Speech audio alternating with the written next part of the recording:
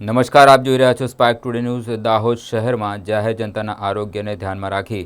દાહોદ નગરપાલિકા દ્વારા છેલ્લા 2-3 દિવસથી ઝુંબેશ હાથ ધરવામાં આવી છે, જેમાં થોડા દિવસો પહેલાં શહેરના વિવિધ વિસ્તારોમાં રેસ્ટોરન્ટ, હોટલો તેમજ ખાણીપીણીના સ્થળોએ ચકાસણી હાથ ધરવામાં આવી હતી, જેમાં અખાદ્ય વસ્તુઓનો નાશ પણ કરવામાં આવ્યો હતો। તેની સાથે સાથે દંડનીય કાર્યવાહી પણ કરવામાં આવી હતી, તેમજ ખાદ્ય પદાર્થોના નમૂનાઓ લઈ પૃથ્થકરણ માટે પણ મોકલી દેવામાં આવ્યા છે। આજ રોજ પુનઃ પ્રાંત અધિકારી તેમજ દાહોદ નગરપાલિકાની ફૂડ એન્ડ ડ્રગ્સ વિભાગની ટીમ દ્વારા દાહોદ શહેરના બહારપુર, સરદાર ચોક, પડાવ વિસ્તાર જેવા વિવિધ વિસ્તારોમાં તપાસ ઝુંબેશ હાથ ધરવામાં આવી હતી, જેમાં જલારામ ફરસાણ, મારુતિ નંદન દાલબાટી, જૈન ફરસાણ Mart, Bhavani Namkeen and sweets, Shrinath sweet and ફરસાણ, ઓમકારેશ્વર રેસ્ટોરન્ટ, ખંડેલવાલ રેસ્ટોરન્ટ અને કૈલાસ રેસ્ટોરન્ટમાં તપાસ હાથ ધરતા 50 કિલો જેટલા બળેલા તેલનો નાશ કરાયો હતો અને 2 સ્થળોએથી